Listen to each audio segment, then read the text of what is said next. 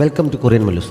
അൺചൈൻഡ് love എന്ന ഡ്രാമയുടെ 8ാമത്തെ എപ്പിസോഡിൻ്റെ തുടക്കത്തിൽ ഇല്ലുവിൻ്റെ കയ്യിലിരുന്ന് ദുവോ നൽകിയ ലാൻഡേണിന് ഒട്ടും ഭംഗിയില്ല. ഭംഗിയുള്ള വിളക്കുകൾ കാണിച്ചു തരാമെന്ന് പറഞ്ഞ് മുറോങ് അവളെ എങ്ങോട്ട് കൊണ്ടുപോകുന്നു. അയാൾ തന്നെ ഉണ്ടാക്കിയ ഭംഗിയുള്ള കുറേ വിളക്കുകൾ കൊണ്ട് അലങ്കരിച്ച ഒരു സ്ഥലത്തേക്കാണ് പോയത്. അവൾക്ക് വേണ്ടി പ്രത്യേകം തയ്യാറാക്കിയതാണ് അതെല്ലാം എന്ന് സുൻ അവളെ അറിയിക്കുന്നു. അവൾക്ക് ഇഷ്ടപ്പെട്ടോ എന്ന് ചോദിച്ചറിയുന്നുമുണ്ട്. ഇഷ്ടപ്പെട്ടാലും ഇല്ലെങ്കിലും ഇഷ്ടപ്പെട്ടു എന്ന് മാത്രമല്ലേ പറയാൻ കഴിയുകയുള്ളൂ. അവിടെ വെച്ച് അവൾ തുമ്മാൻ തുടങ്ങിയപ്പോൾ തണുപ്പടിക്കാതിരിക്കാൻ വേണ്ടി ഒരു കോട്ട് അവൾക്ക് അയാൾ ധരിപ്പിച്ചു കൊടുക്കുകയും ചെയ്യുന്നു. അവർക്ക് പിന്നാലെ എത്തി കുറച്ച് ദൂരെ നിൽപ്പുണ്ടായിരുന്ന ദുവോ ഇതൊക്കെ കണ്ടപ്പോൾ മനസ്സിൽ വല്ലാണ്ട് അസൂയ തോന്നുന്നുണ്ട്. പക്ഷേ എതിരാളി രാജാവായതുകൊണ്ട് കണ്ടു നിൽക്കാൻ മാത്രമേ അവന് കഴിയുകയുള്ളൂ. അതൊക്കെ കണ്ട ശേഷം അവർ വീണ്ടും തെരുവിലെ കാഴ്ചകൾ കാണുന്ന സമയത്താണ് ദുവോയുടെ ആൾക്കാർ ഓടിച്ചുകൊണ്ട് വന്ന നന്യാലിലെ പ്രിൻസിൻ്റെ ഒരു സ്പൈ അവർക്ക് മുന്നിലെത്തിയത്. ആ സമയത്തുണ്ടായ ബഹളത്തിനിടയ്ക്ക് അവിടെ ഉണ്ടായിരുന്ന തൂണ് ഇല്ലുവിൻ്റെ പുറത്തേക്ക് വീഴുന്നുണ്ട്. അവർക്ക് നേരെ ഒരു കത്തിയുമായി വന്ന അയാളെ ദുവോ കീഴടക്കുന്നു. അയാളൊരു സ്പൈ ആണ് എന്നറിഞ്ഞത് മറ്റന്നാൾ കണ്ടിട്ടില്ലാത്ത രീതിയിൽ മുറോങ് ഒരു വാളെടുത്ത് കരുതിയിരുന്നവരെ അയാളെ തലങ്ങും വിലങ്ങും വെട്ടിക്കൊല്ലുന്നു. കൺമുന്നിൽ അങ്ങോട്ട് കൊല നടക്കുന്നത് ഇല്ലുവിനെ ശരിക്കും നടക്കുന്നുണ്ട്. പക്ഷേ അവളുടെ ഫീലിങ്ങിനെ കുറിച്ച് ചിന്തിക്കാതെ ഇപ്പോൾ ഈ കൊല ചെയ്തതുപോലും അവളുടെ സുരക്ഷയ്ക്ക് വേണ്ടിയാണെന്ന് പ്രഖ്യാപിച്ചുകൊണ്ട് മുറോങ് അവളുടെ അടുത്തേക്ക് ചെല്ലാൻ തുടങ്ങുന്നു. പക്ഷേ അവളെ നന്നായി അറിയാവുന്നത് കൊണ്ട് ദുവോ ഇടയ്ക്ക് കയറി അദ്ദേഹത്തെ തെറിഞ്ഞ് കയ്യിലിരിക്കുന്ന ചോര പുരണ്ട വാൾ വാങ്ങി കളയുകയും കയ്യിൽ പറ്റിയ ചോര തുടയ്ക്കാനായി ഒരു തുണി നൽകുകയും ചെയ്യുന്നു. ഇത്രയൊക്കെ സംഭവങ്ങൾ ഉണ്ടായ സ്ഥിതിക്ക് ഇല്ലു ഇനിയും കൊട്ടാരത്തിന് പുറത്ത് താമസിക്കുന്ന ഒട്ടും സുരക്ഷിതമല്ല. അതുകൊണ്ട് ഇപ്പോഴുണ്ടായ പരിക്ക് ഭേദമായാൽ ഉടൻ തന്നെ ദുവോയുടെ കുടുംബത്തിലെ അംഗമെന്ന പുതിയ ഐഡന്റിറ്റിയിൽ അവൾ കൊട്ടാരത്തിലേക്ക് തിരികെ പ്രവേശിക്കാനും കോൺക്യൂബിനാകാനും രാജാവ് നിർദ്ദേശിക്കുന്നു. ദുവോ എന്തൊക്കെ തടസ്സങ്ങൾ പറയുന്നുണ്ടെങ്കിലും അതൊക്കെ മുറോങ് തള്ളിക്കളയുന്നു. അവസാന തീരുമാനം അതുതന്നെയാണെന്ന് തീർത്തും പറയുന്നു. ഇല്ലുവിനെ തിരികെ കൊണ്ടുപോകാൻ ദുവോ തയ്യാറായെങ്കിലും അതിനനുവദിക്കാതെ കൊട്ടാരത്തിലെ ഉദ്യോഗസ്ഥന്മാർക്കിടയിൽ നന്യാലിലെ പ്രിൻസിന്റെ ചാരന്മാർ ആരൊക്കെയാണ് എന്ന് എത്രയും പെട്ടെന്ന് കണ്ടെത്താനുള്ള ഉത്തരവാദിത്തം ഏൽപ്പിച്ച് അവനെ മറ്റൊരു വഴിക്ക് പറഞ്ഞയച്ചിട്ട് മുറോങ് തന്നെയാണ് അവളെ തിരികെ കൊണ്ടാക്കാനായി പോയത്. എതിർക്കാൻ കഴിയാത്തതിനാൽ ദുവോ ആകെ അസ്വസ്ഥനാകുന്നുണ്ട്. അധികം വൈകാതെ തന്നെ ഇല്ലുവിന്റെ പരിക്ക് ഭേദമാകുന്നതിനാൽ അവൾ തിരികെ കൊട്ടാരത്തിലേക്ക് പോകാനായി തയ്യാറെടുക്കുന്നു. വിവരം പറഞ്ഞ് അവളെ പിന്തിരിപ്പിക്കാനായി ദുവോ അവളുടെ അടുത്ത് എത്തുന്നുണ്ടെങ്കിലും ഇപ്പോൾ തന്നെ എനിക്ക് വേണ്ടി നീ ഒരുപാട് സഹായങ്ങൾ ചെയ്തു കഴിഞ്ഞു, ഇനിയും നിന്നെ ബുദ്ധിമുട്ടിക്കുന്നതുകൊണ്ട് ശരിയല്ല. എന്തായാലും ഈ വിധി ഞാൻ എപ്പോഴാണെങ്കിലും ഫേസ് ചെയ്യേണ്ടതാണ്. എന്തായാലും ജീവന് ആപത്തൊന്നും വരാതെ എനിക്ക് അവിടെ പിടിച്ചു നിൽക്കാൻ കഴിയുമായിരിക്കും എന്നൊക്കെ പറഞ്ഞ് അവൾ സ്വമനസ്സോടെ പോകാൻ തയ്യാറാകുന്നു. അതോടെ അത് ഒഴിവാക്കാൻ കഴിയില്ലെന്ന് പൂർണ്ണ ബോധ്യമായി അവൻ ആകെ നിരാശനാകുന്നുണ്ട്. അങ്ങനെ തടയാനൊരു മാർഗവും കാണാതെ നിരാശയുടെ കൊട്ടാരത്തിലേക്ക് നടക്കുന്ന സമയത്താണ് ഇല്ലുവിൻ്റെ രണ്ടാനമ്മ കാവൽക്കാരുടെ മുന്നിൽ എന്തോ സീനുണ്ടാക്കുന്നത് കണ്ടത്. വിവരം തിരക്കിയപ്പോഴാണ് അവരുടെ ശരിക്കുമുള്ള മകളെ മുമ്പത്തെ രാജാവ് നന്യാലിലെ പ്രിൻസിന് വിവാഹം ചെയ്തു കൊടുക്കാൻ തീരുമാനിച്ചിരുന്നു എന്നറിയുന്നത്. മുമ്പ് ആ ബന്ധത്തിൽ അവർക്ക് സന്തോഷമുണ്ടായിരുന്നുള്ളൂ. പക്ഷേ ഇപ്പോൾ മുറോങ് അധികാരത്തിൽ വന്നതോടെ അയാൾ ശത്രുവായി മാറി. അങ്ങനെയുള്ള അയാളുമായി ബന്ധമുണ്ടാക്കിയാൽ ഭാവിയിൽ അത് കുടുംബത്തിന് മൊത്തത്തിൽ ദോഷം ചെയ്യും എന്നവർക്ക് നന്നായി അറിയാം. അതുകൊണ്ട് ആ ബന്ധം എങ്ങനെയെങ്കിലും പിൻവലിക്കാൻ സഹായിക്കണമെന്ന് രാജാവിനോട് റിക്വസ്റ്റ് ചെയ്യാനാണ് അവർ വന്നിരിക്കുന്നത്. പക്ഷേ കാവൽക്കാർ അവരെ അകത്തേക്ക് കടത്തിവിടുന്നില്ല. ദുബോയെ കണ്ടതോടെ തൽക്കാലം അവർ മടങ്ങിപ്പോകാമെന്ന് സമ്മതിക്കുന്നു. എന്തായാലും ഈ സംഭവം ഇല്ലുവിൻ്റെ തിരിച്ചുവരവ് മുടക്കാനുള്ള പുതിയൊരു ഐഡിയ ആയി ദുബോയ്ക്ക് തോന്നുന്നു. അവൻ നേരെ മുറോങ്ങിൻ്റെ മുല്ലത്തെ ആ വിവാഹത്തെക്കുറിച്ച് സംസാരിക്കുന്നു. ഇല്ലുവിൻ്റെ കുടുംബാംഗങ്ങളായതുകൊണ്ട് അവർക്ക് ദോഷം വരുന്ന രീതിയിൽ എന്തെങ്കിലും ചെയ്താൽ അവൾക്ക് വിഷമമാകും എന്ന് കരുതി വിവാഹം ക്യാൻസൽ ചെയ്യാൻ മുറോങ് തീരുമാനിച്ചതാണ്. പക്ഷേ വിവാഹം നടത്തുന്നത് തന്നെയാണ് ഇപ്പോഴത്തെ അവസ്ഥയിൽ നല്ലത്. ഈ വിവാഹത്തിൻ്റെ പേരിൽ പ്രിൻസിൻ്റെ അടുത്തെത്തി അയാളുടെ നീക്കങ്ങൾ മനസ്സിലാക്കാൻ പറ്റിയ അവസരമാണ്. അത് ശരിക്കും ഉപയോഗപ്പെടുത്തണമെന്ന് ദുവോ മുറോങ്ങിനോട് പറയുന്നു. അയാൾക്കും അത് നല്ല ഐഡിയ ആയി തോന്നുന്നതിനാൽ വിവാഹം നടത്താൻ തന്നെ അയാൾ തീരുമാനിക്കുന്നു. അപ്പോഴാണ് ഇപ്പോഴത്തെ സാഹചര്യത്തിൽ ഇല്ലു കൊട്ടാരത്തിലേക്ക് വരുന്നത് നന്യാലിലെ പ്രിൻസ് അറിഞ്ഞു കഴിഞ്ഞാൽ അത് മുറോങ്ങിനെ നെഗറ്റീവായി ബാധിക്കും എന്നവൻ പറയുന്നത്. ആദ്യം അത് അംഗീകരിച്ചു കൊടുക്കാൻ തയ്യാറാവുന്നില്ലെങ്കിലും കുറച്ചു സമയം ചിന്തിച്ചു കഴിഞ്ഞപ്പോൾ അവൻ പറയുന്നതിൽ കാര്യമുണ്ടെന്ന് തോന്നിനാൽ തൽക്കാലം ഇല്ലുവിൻ്റെ വരവ് മാറ്റിവെക്കാൻ മുറോങ് തീരുമാനിക്കുന്നു. മാത്രമല്ല വിവാഹം നടത്താനെന്ന വ്യാജേന അവിടെ പോയി കാര്യങ്ങൾ അറിഞ്ഞു വരാൻ ദുവോയെ തന്നെ ഏൽപ്പിക്കുകയും ചെയ്യുന്നു. ഇല്ലുവിനെ കൊട്ടാരത്തിലേക്ക് കൊണ്ടുവരുന്ന കാര്യം പലതവണ പറഞ്ഞപ്പോഴും ദുവോ എതിർത്തത് സുൻ ശ്രദ്ധിച്ചിരുന്നു. അയാൾ അതിനെക്കുറിച്ച് മുറോങ്ങിനോട് പറയുന്നുമുണ്ട്. മാത്രമല്ല ദുവോയെ വിശ്വസിച്ച് പ്രിൻസിൻ്റെ അടുത്തേക്ക് അയക്കാൻ കഴിയുമോ? അവിടെ ചെന്ന് കഴിയുമ്പോൾ അവർ രണ്ടുപേരും കൂടി ഒന്നായി നമ്മളെ ആക്രമിച്ചാലോ എന്നൊക്കെ അയാൾ ആശങ്ക പ്രകടിപ്പിക്കുന്നുമുണ്ട്. ഇത്രയും കാലം രാജാവിൻ്റെ വലം കൈയായിരുന്ന ദുവോയെ എന്തായാലും പ്രിൻസ് വിശ്വസിക്കാൻ പോകുന്നില്ല. മാത്രമല്ല അവർ തമ്മിൽ ഫൈറ്റ് ഉണ്ടാക്കാൻ സാധ്യത കൂടുതലാണ്. അങ്ങനെ ഒരു ഫൈറ്റ് ഉണ്ടായിക്കഴിഞ്ഞാൽ അവരിൽ ആര് മരിച്ചാലും അതെനിക്ക് നേട്ടമേ ഉണ്ടാക്കൂ. മാത്രമല്ല ദുവോ ഇവിടെ ഉള്ളത് കൊണ്ട് കൊട്ടാരത്തിലെ ഉദ്യോഗസ്ഥന്മാർക്കൊക്കെ എന്നേക്കാൾ ഭയം അവനെയാണ്. അവനിവിടെ നിന്ന് കുറച്ചുനാൾ മാറി നിന്നാൽ മാത്രമേ പൂർണ്ണ ഭയത്തോടെ എല്ലാവരും എന്നെ ബഹുമാനിക്കുകയുള്ളൂ. അതിനും കൂടി പറ്റിയൊരു അവസരമാണ് ഇതെന്ന് മുറോങ് അയാളെ പറഞ്ഞ് മനസ്സിലാക്കുന്നു. രാജാവ് വിവാഹം ക്യാൻസൽ ചെയ്യുന്നതിന് പകരം ഒന്നുകൂടി ഉറപ്പിച്ചു എന്നറിഞ്ഞതോടെ ഇല്ലുവിൻ്റെ രണ്ടാനമ്മയും മകളും കൂടി ആകെ പ്രശ്നമുണ്ടാക്കുന്നു. പഴയതുപോലെ മകൾക്ക് പകരം ഇല്ലുവിനെ വധുവായി അങ്ങോട്ട് അയക്കുന്ന കാര്യം അവർ ഭർത്താവിനോട് പറയുന്നുണ്ടെങ്കിലും രാജാവിന് അവളോടുള്ള താല്പര്യത്തെക്കുറിച്ച് അറിവുണ്ടായിരുന്നതിനാൽ അച്ഛൻ അത് സമ്മതിക്കുന്നില്ല. അവർ തമ്മിൽ അതിനെക്കുറിച്ച് സംസാരിച്ച് വഴക്കുണ്ടാവുകയും ചെയ്യുന്നു. ഭർത്താവിൻ്റെ സപ്പോർട്ട് ഇല്ലെങ്കിൽ പോലും സ്വന്തം മകൾക്ക് പകരം ഇല്ലുവിനെ അവിടെ കഴിക്കാൻ വേണ്ടി അവർ സ്വന്തമായി ഒരു ട്രാപ്പ് തയ്യാറാക്കുന്നു. ഇല്ലുവിൻ്റെ അമ്മ ശരിക്കും വർഷങ്ങൾക്ക് മുമ്പ് തന്നെ മരണപ്പെട്ടിരുന്നു. പക്ഷേ അവളോട് അക്കാര്യം ഇതുവരെ ആരും പറഞ്ഞിട്ടില്ല. ഇപ്പോൾ അമ്മയ്ക്കെന്തോ സുഖമില്ല, അത്യാവശ്യമായി മകളെ കാണണമെന്ന് ആവശ്യപ്പെട്ടിരിക്കുകയാണെന്ന് പറഞ്ഞ് രണ്ടാനമ്മ അവളെ വീട്ടിലേക്ക് വിളിപ്പിക്കുന്നു. ഇല്ലു വിവരം പറഞ്ഞ സമയത്ത് ദുവോ കൊട്ടാരത്തിലായിരുന്നതിനാൽ അവൻ തിരികെ വരുന്നവരെ കാത്തിരിക്കാതെ അവൾ ടോങ്ങിനൊപ്പം അങ്ങോട്ടൊക്കെ പുറപ്പെടുന്നു. രണ്ടാനമ്മ അവരെ രണ്ടുപേരെയും തടവിലാക്കുന്നു. കൊട്ടാരത്തിൽ നിന്ന് തിരികെ എത്തിയ ശേഷം വേലക്കാരൻ പറഞ്ഞാണ് ദുവോ വിവരം അറിയുന്നത്. ഇല്ലുവിൻ്റെ അമ്മ ജീവനോടെ ഉണ്ടോ എന്ന കാര്യത്തിൽ അവന് മുമ്പ് തന്നെ സംശയം തോന്നിയിരുന്നതിനാൽ ഇപ്പോഴത്തെ അസുഖത്തിലും അവനത്ര വിശ്വാസം വരുന്നില്ല. അതുകൊണ്ട് ഉടനെ തന്നെ അവൻ അങ്ങോട്ടേക്ക് പുറപ്പെടുന്നു. അവർ അവിടെ എത്തിയപ്പോഴേക്കും വധുവിനെ തുറമുഖത്തേക്ക് അയച്ചു കഴിഞ്ഞിരുന്നു. ഇല്ലു അവിടേക്കും എത്തിയിട്ടില്ല എന്ന രീതിയിലാണ് രണ്ടാനമ്മ അവനോട് സംസാരിച്ചത്. അച്ഛനാണെങ്കിൽ അവർ ചെയ്തതൊന്നും അറിഞ്ഞിട്ടുമില്ല.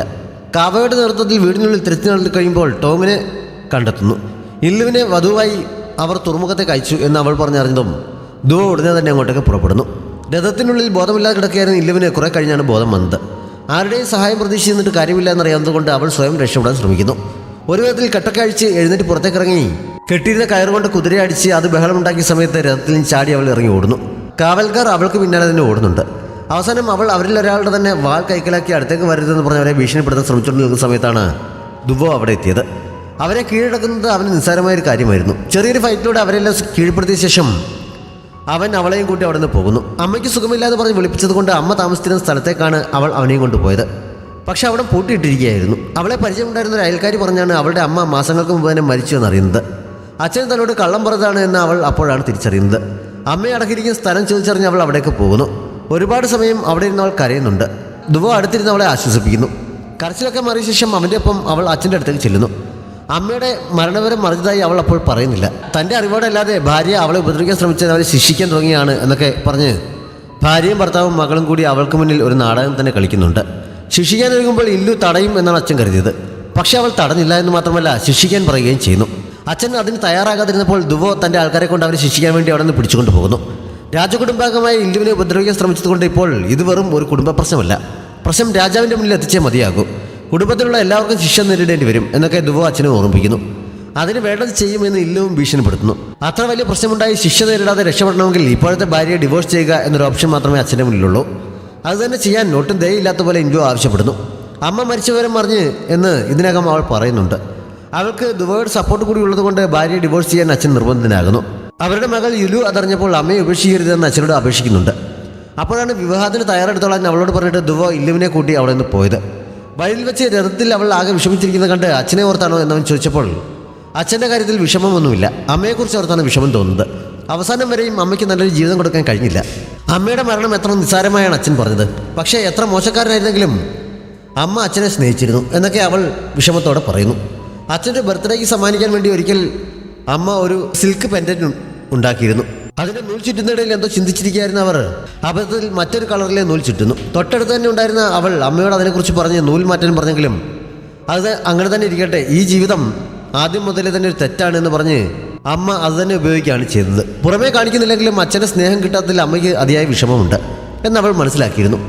അമ്മ സമ്മാനിച്ച ആ സിൽക്ക് പെറ്റന്റ് അച്ഛൻ 1-2 തവണ മാത്രമേ ഉപയോഗിച്ച് കണ്ടിട്ടുള്ളൂ എന്നവൾ വിഷമത്തോടെ ദുവോയോട് പറയുന്നു. എത്രയൊക്കെ ദ്രോഹിച്ചിട്ടും അമ്മ ഒരിക്കലും അച്ഛനെ വെറുത്തിട്ടില്ല. അതുകൊണ്ട് എനിക്കും വെറുക്കാൻ കഴിയില്ല എന്നും അവൾ പറയുന്നുണ്ട്. ദുവോ അവളെ അവൻ്റെ വീട്ടിലേക്കാണ് കൊണ്ടുപോയത്. സ്വന്തം വീട്ടിലേക്ക് മടങ്ങിയെത്തുന്ന സന്തോഷത്തോടെയാണ് അവൾ അവിടെ തിരികെ എത്തിയത്. രണ്ടാനമ്മ ഇങ്ങനൊരു വിഷയം ഉണ്ടാക്കിയത് കൊണ്ട് തന്നെ ഇല്ലുവിൻ്റെ ഐഡന്റിറ്റിയെക്കുറിച്ച് നാട്ടിലെല്ലാവരും അറിഞ്ഞിരുന്നു. അതുകൊണ്ട് തന്നെ മറ്റൊരു പേരിൽ അവളെ കൊട്ടാരത്തിലേക്ക് കയറ്റുക എന്ന പ്ലാൻ നടക്കില്ല എന്ന് മുറോങ്ങിന് ബോധ്യമാകുന്നു. രാജാവിന് ചേട്ടൻ്റെ ഭാര്യയോടുള്ള താല്പര്യത്തെക്കുറിച്ച് ഇപ്പോൾ കൊട്ടാരത്തിനകത്തും പുറത്തുമൊക്കെ ചൂടുപിടിച്ച് ചർച്ച നടക്കുകയാണ്. അതുകൊണ്ട് തന്നെ ഇപ്പോൾ ഇല്ലുവിനെ അവിടേക്ക് കൊണ്ടുവരുന്നത് അദ്ദേഹത്തിന് ഒട്ടും നല്ലതല്ല എന്ന് സണ്ണും ഉപദേശിക്കുന്നു. മുമ്പ് കാര്യങ്ങളിൽ ഒട്ടും താല്പര്യമില്ലാതിരുന്ന മുറോങ് ഇപ്പോൾ ആയുധാഭ്യാസമൊക്കെ പഠിക്കാൻ തുടങ്ങിയിരിക്കുന്നു. അമ്പയ്യാൻ പഠിക്കുകയാണെങ്കിലും ഇതുവരെ ഒരു അമ്പ് പോലും ലക്ഷ്യത്തിൽ കൊള്ളിക്കാൻ അവന് കഴിഞ്ഞിട്ടില്ല. ഇല്ലുവിനെ ഉടനെയും കൊട്ടാരത്തിലേക്ക് കൊണ്ടുവരാൻ കഴിയില്ല എന്നുകൂടി അറിഞ്ഞപ്പോൾ ആകെ അസ്വസ്ഥനായ മുറോങ് പഠനമൊക്കെ മതിയാക്കി പോകുന്നു. അയാൾ അടുത്തന്നെ ഒരു ദിവസം ഇല്ലുവിനെ കാണാനായി ചെല്ലുന്നു. അവൾ ആ സമയത്ത് ഒരു മഹാനായ ഭരണാധികാരിക്ക് ഉണ്ടായിരിക്കേണ്ട ഗുണങ്ങളെക്കുറിച്ചൊക്കെ അദ്ദേഹത്തോട് സംസാരിക്കുന്നു. ജനങ്ങളുടെ നന്മ ലക്ഷ്യമാക്കി പ്രവർത്തിക്കുന്ന നല്ലൊരു ഭരണാധികാരിയായി മാറാൻ കഴിയും എന്നാണ് പ്രതീക്ഷിക്കുന്നതെന്നും അവൾ പറയുന്നുണ്ട്. അവർ സംസാരിച്ചു നിൽക്കുന്ന സമയത്താണ് ദുവോ അവിടേക്ക് വന്നത്. കൊട്ടാരത്തിനകത്തും പുറത്തും പരന്നുകൊണ്ടിരിക്കുന്ന റൂമറുകൾ അവസാനിപ്പിക്കാൻ എന്താണ് വഴി എന്ന് മുറോങ് അവനെ മാറ്റി നിർത്തി ചോദിക്കുന്നു.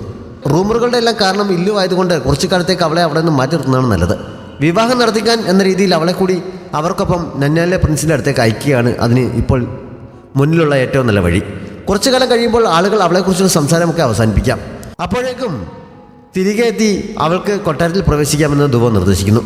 ഇല്ലുവിനെ മറ്റൊരു സ്ഥലത്തേക്ക് പറഞ്ഞിരിക്കുന്ന കാര്യം കേട്ടപ്പോൾ ആദ്യം മുറോങ് സമ്മതിക്കുന്നില്ല. അവളെ സ്വന്തമാക്കുന്നതിനേക്കാൾ നല്ലൊരു ഭരണാധികാരിയാണ് എന്ന് തെളിയിക്കുകയാണ് ഇപ്പോൾ അത്യാവശ്യമെന്ന് ദുവോ പറഞ്ഞ് ബോധ്യപ്പെടുത്താൻ ശ്രമിക്കുന്നു. ചരിത്രത്തിൽ ഇടം പിടിക്കുന്ന നല്ലൊരു ഭരണാധികാരി ആയി കാണണം എന്നാണ് ആഗ്രഹിക്കുന്നത്. കുറച്ചു മുമ്പും ഇല്ലുവും പറഞ്ഞിരുന്നല്ലോ.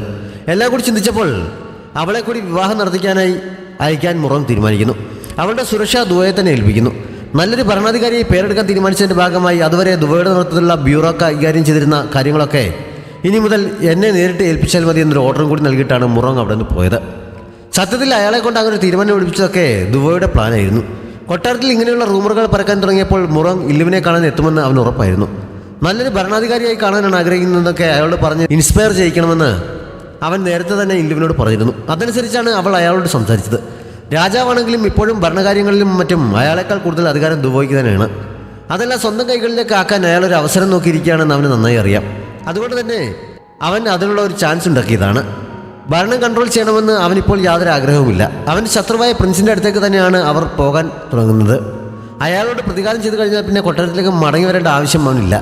അപ്പോൾ പിന്നെ ഇങ്ങനൊരു മാർഗം ഉപയോഗിച്ച് ഇല്ലുവിനെ കൂടി അവിടെ നിന്ന് കൊണ്ടുപോകാൻ സാധിക്കുമെങ്കിൽ അതുതന്നെയാണല്ലോ നല്ലത് എന്ന് ചിന്തിച്ചാണ് അവൻ അങ്ങനെ ചെയ്തത്. എന്തായാലും അവൻ്റെ ഐഡിയ സക്സസ് ആകുന്നു. അങ്ങനെ അവർ തലസ്ഥാന നഗരം വിട്ട് പടിഞ്ഞാറൻ നാട്ടിലേക്ക് പോകാൻ തയ്യാറെടുക്കുന്നിടത്ത് ഈ എപ്പിസോഡ് അവസാനിക്കുന്നു. നമ്മുടെ ചാനൽ ഇതുവരെയും സബ്സ്ക്രൈബ് ചെയ്തിട്ടില്ലാത്ത കൂട്ടുകാർ സബ്സ്ക്രൈബ് ചെയ്യാനും ലൈക്ക് ചെയ്യാനും ഷെയർ ചെയ്യാനും മറക്കരുത്. Thanks for watching.